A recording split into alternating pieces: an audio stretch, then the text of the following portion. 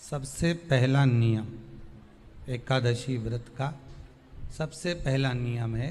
कि आप जिस दिन व्रत करो उसके एक दिन पहले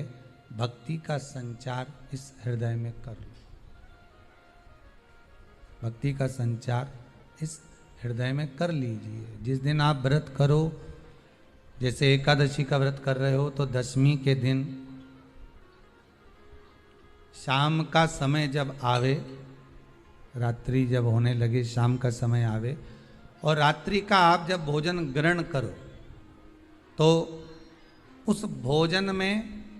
कोई ऐसा पदार्थ ग्रहण मत करिए जिस पदार्थ के कारण आपकी एकादशी बिगड़ जाए।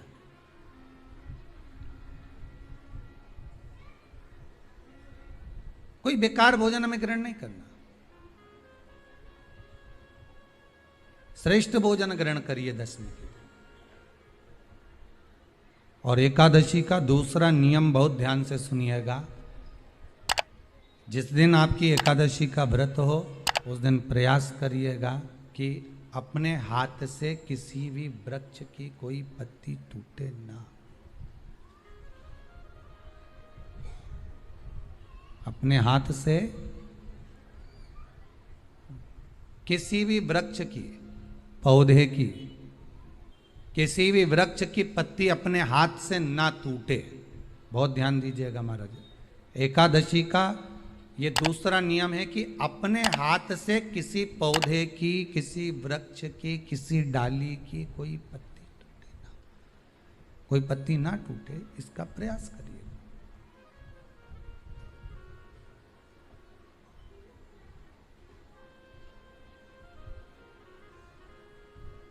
कितना सुंदर व्याख्यान कहा है, कितना सुंदर वर्णन है महाराज कि मात्र एकादशी का व्रत कर लेने पर, मात्र एकादशी का व्रत कर लेने पर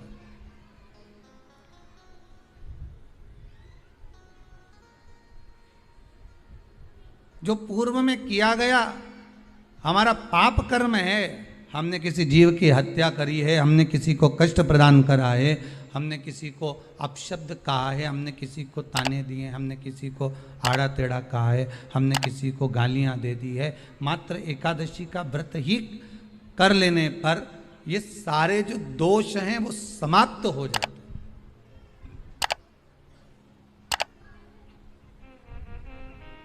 सारे दोष हमारे समाप्ति पर आ जाते हैं।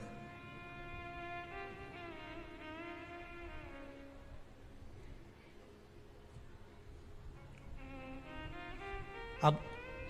एक विचार करिएगा थोड़ा सा अपने मन में, अपने चित्त में, अपनी वृत्ति में एक बात उतारिएगा। एक अपने मन में एक बात को उतार कर रखिएगा कि आप अपने पाप को,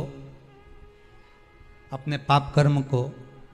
जिस दिन क्षीण करने वाले हो, समाप्त करने वाले हो, अपने पाप को आप जिस दिन समाप्ति पर लेकर जा रहे हो तो उसके एक दिन पहले आपको प्रसन्नता होना चाहिए कि नहीं होना चाहिए कि कल मेरा पाप कटने वाला है,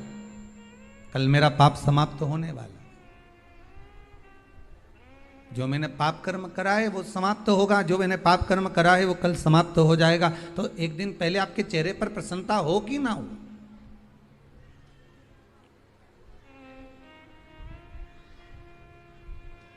और चेहरे पर वो प्रसन्नता आपके आना चाहिए कि कल मेरा एकादशी का व्रत है, आज दशमी है, कल एकादशी का व्रत है, तो कल मेरी जब एकादशी का व्रत रहेगा तो मेरा ना जाने कितना कितना पाप, कितना असत्य, कितना झूठ, कितना प्रपंच वो समाप्त हो जाएगा। इसमें मुझे प्रसन्नता हो, इसमें मुझे आनंदता हो।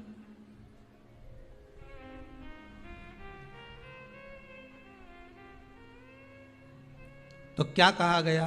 कि प्रयास करिएगा कि एकादशी के दिन कोई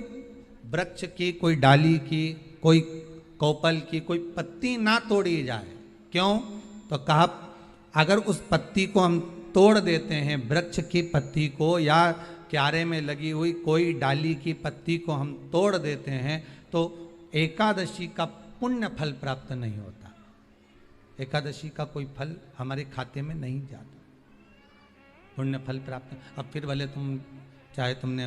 मोरधन खाया हो, चाहे तुमने फिर चिप्स खाई हो, चाहे तुमने फिर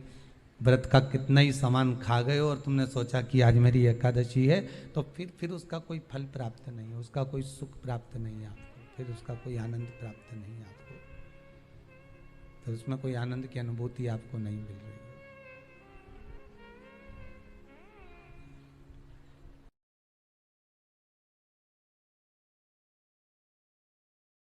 बहुत सुंदर संवाद है, ध्यान दीजिएगा।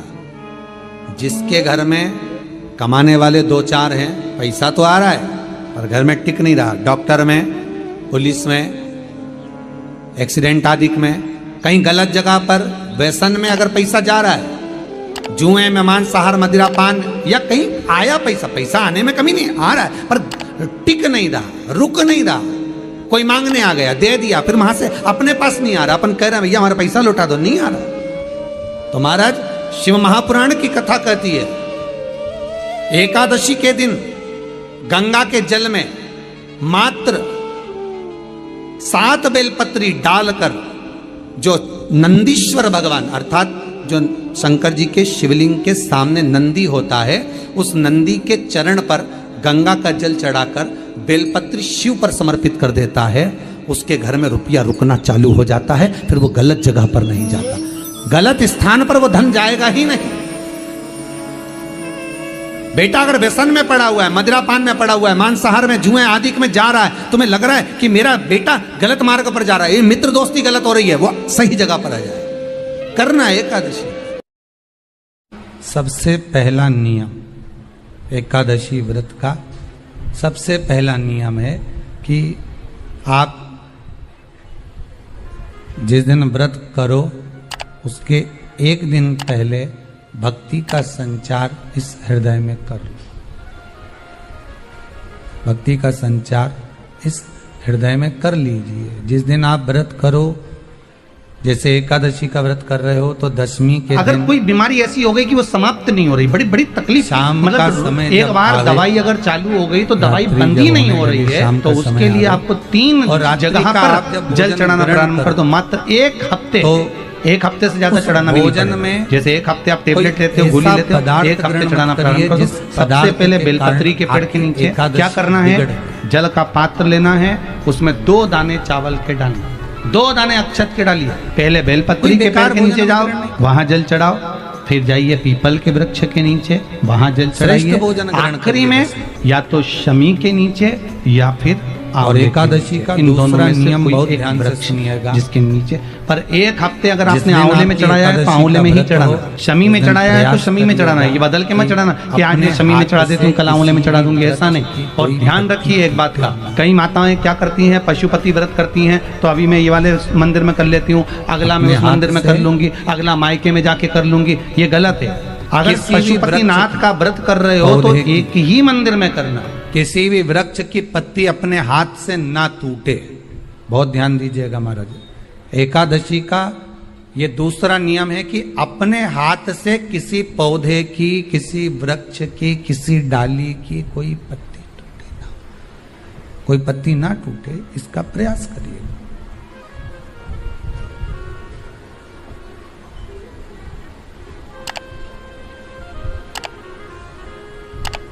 कितना सुंदर व्याख्यान कहा है, कितना सुंदर वर्णन है महाराज,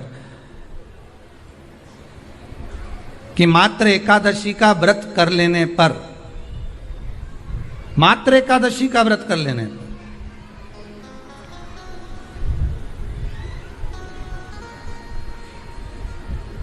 जो पूर्व में किया गया